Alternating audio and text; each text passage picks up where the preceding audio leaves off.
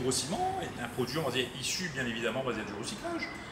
Il est composé de fibres de cellulose, de ciment, d'eau et de sable, bien évidemment.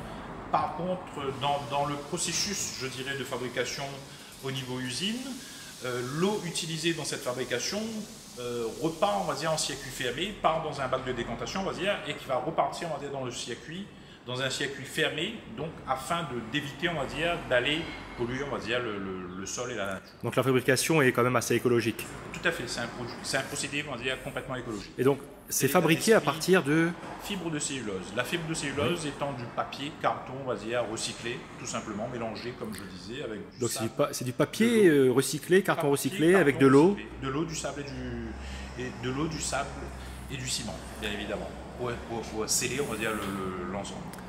Alors votre collègue M. Bellus, il m'a dit que ça durait potentiellement plusieurs décennies, le fibrociment.